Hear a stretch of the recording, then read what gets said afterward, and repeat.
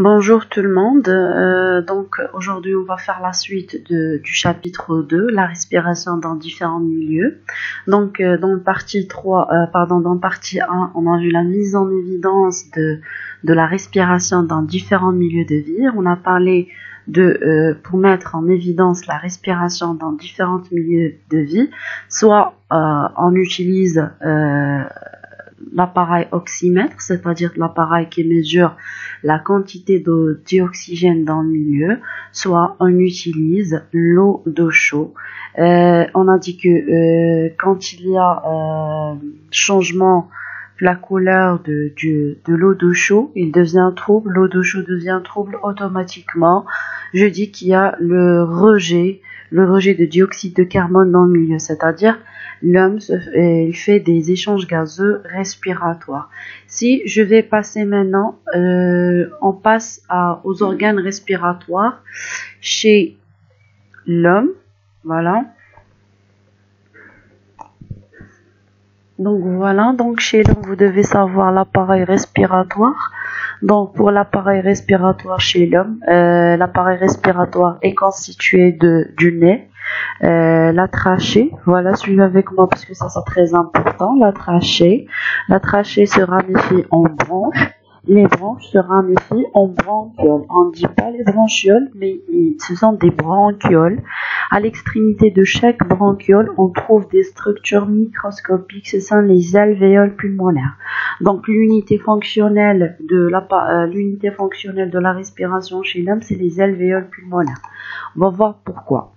Donc, si vous concentrez avec moi, le schéma, ils sont bien visibles. On dit trachée, la trachée qui se ramifie en branches. Les branches se ramifient en bronchioles. À l'extrémité des bronchioles, on trouve des structures microscopiques qui portent le nom d'alvéoles pulmonaires. Ok? Vous devez savoir, on dit que les alvéoles, on dit le système de respiration chez l'homme est irrigué.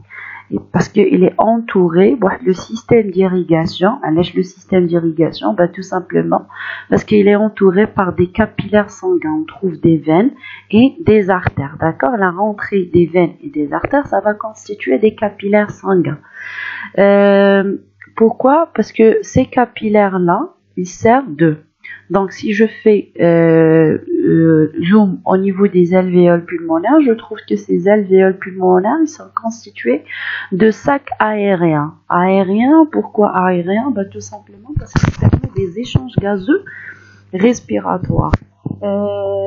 Aussi, autrement, vous devez comprendre et savoir que chaque alvéole pulmonaire est entouré par un système d'irrigation, c'est-à-dire il est entouré par des capillaires sanguins. On a les capillaires sanguins, donc veine, artère, d'accord? C'est à ce niveau-là, si vous voyez, c'est à ce niveau-là où se fait les échanges gazeux respiratoires. Donc,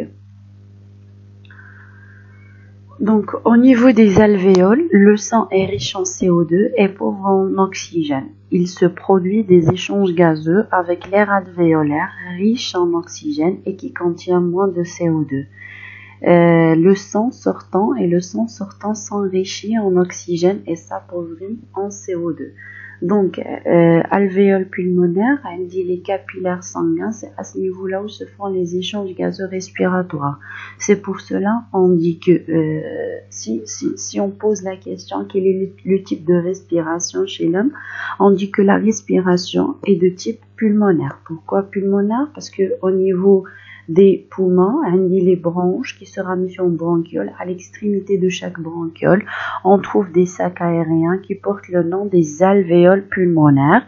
Et à ce niveau-là, entre la membrane alvéolaire et les capillaires sanguins, se fait les échanges gazeux respiratoires, c'est-à-dire la rentrée d'oxygène et la sortie de CO2, le rejet de CO2.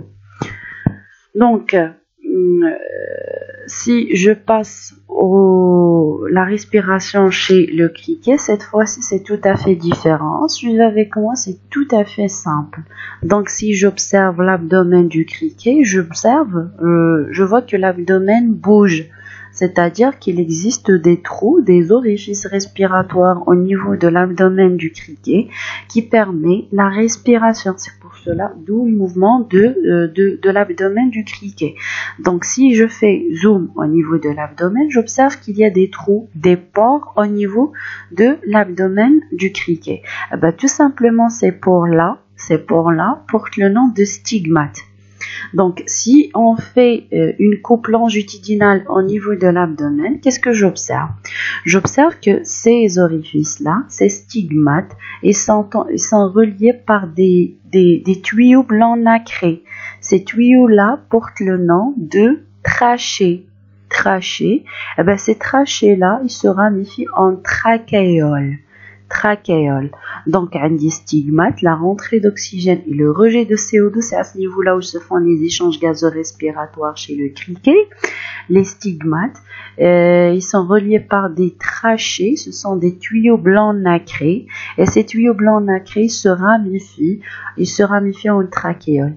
Si vous voyez ici la différence entre les alvéoles pulmonaires et les stigmates trachées trachéoles, on voit qu'il n'y a pas de système d'irrigation, c'est-à-dire le système respiratoire chez le criquet, il n'est pas irrigué, c'est-à-dire il n'y a pas du sang, ils ne sont pas entourés par des capillaires sanguins, tandis que chez l'escargot, chez l'homme, il y a un système d'irrigation. Donc, les trachées se ramifient en trachéoles. C'est à ce niveau-là où se font les échanges gazorespiratoires.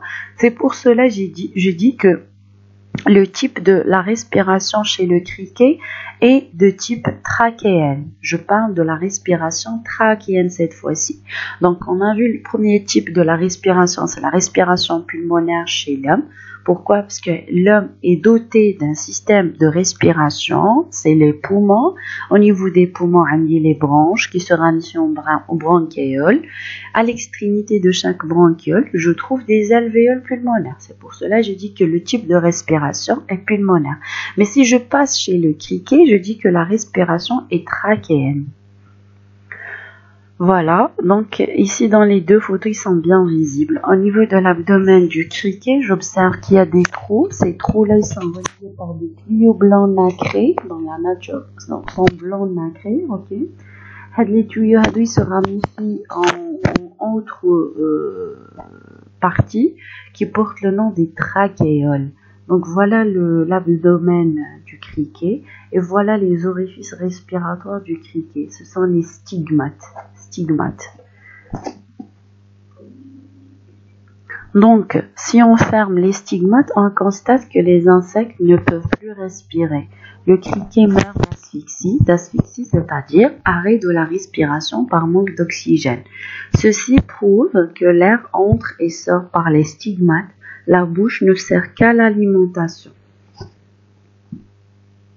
Oui, donc voilà, ici au niveau de l'abdomen, si je fais zoom au niveau de l'abdomen, ce sont les stigmates.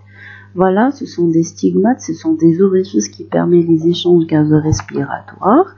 Et ici, on dit trachée, et ça, c'est les trachéoles qui sont en relation avec les organes pour que les organes aussi prennent de l'oxygène. Donc, les échanges respiratoires se font directement entre l'air contenu dans les trachéoles et les organes. Donc, il n'y a pas de système d'irrigation, il n'y a pas du sang. Si je passe aux végétaux, les végétaux, par exemple, si je prends une feuille dotée de limbe, d'un grand limbe, et si je fais une coupe au niveau de la face inférieure de la feuille, je fais une observation microscopique, j'observe qu'il y a des pores au niveau des feuilles. Ces pores-là portent le nom de stomates, les stomates. Ces stomates, ils permettent les échanges, la vapeur d'eau, la transpiration, tout ce que vous voulez. Donc, ce sont des structures microscopiques qui sont présents à la face inférieure de la feuille qui permet les échanges aussi. Donc la feuille possède des pores appelés stomates. Leur ouverture permet au CO2 de pénétrer dans la plante.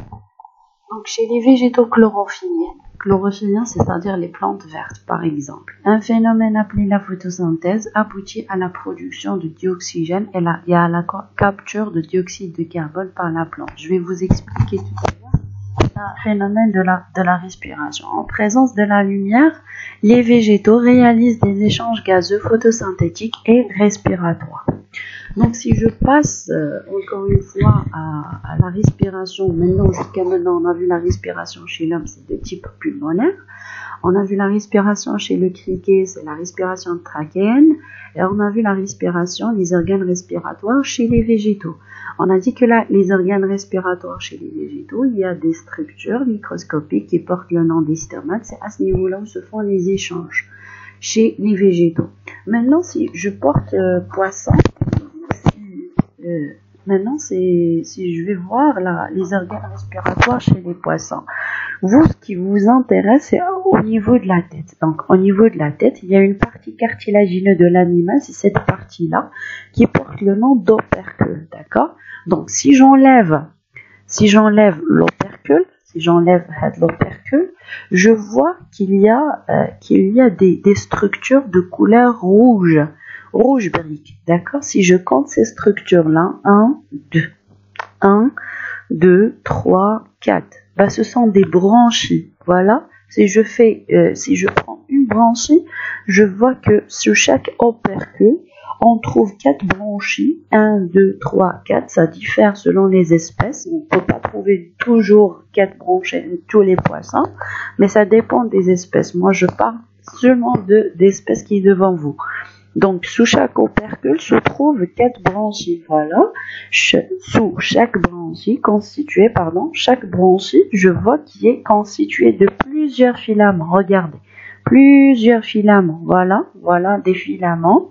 Au niveau de ces filaments, se font des échanges respiratoires chez les poissons. C'est à ce niveau-là où se font les échanges respiratoires chez les poissons. Donc, si je prends la tête de poisson sans opercule, j'enlève la partie cartilagineuse de l'animal, j'observe qu'il y a des structures de couleur rouge brique, voilà. Donc, si je compte ces structures-là, je vois qu'il y a 1, 2, 3 et 4, ok? Ces structures-là, ces branchies sont constituées de filaments. C'est à ce niveau-là où se font les échanges gazeux respiratoires. Donc, écoutez bien, s'il vous plaît, méfiez-vous, parce que ça, c'est très important. Jusqu'à maintenant, on a vu 3 types de respiration. Voilà le 4e type de respiration, c'est la respiration bronchiale, au niveau des branchies, d'accord? Donc, les branchies, les filaments, c'est à ce niveau-là où se font les échanges gazeux respiratoires.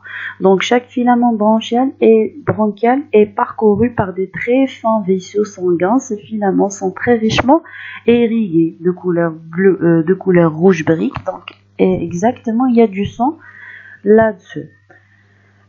Ensuite, voilà, il y a un schéma qui récapitule. Voilà les filaments. Voilà les filaments bronchiales. Si je prends un seul, je vois que c'est à ce niveau-là où se font les échanges gazeux respiratoires chez les poissons. Donc, chaque filament bronchial est parcouru par de très fins vaisseaux sanguins. Ces filaments sont très richement irrigués. Donc, je récapitule. Donc, ici, il y a 4 branchies sous chaque opercule. Ok. Chaque branchie est formée de 2 lames. Voilà les lames. Chaque lame est formée de nombreux filaments bronchiaux couverts de la lamelle bronchiale. Donc, un filament bronchial, voilà. Voilà les 2 lames. D'accord? Il y a 1 et 2. Et voilà les filaments.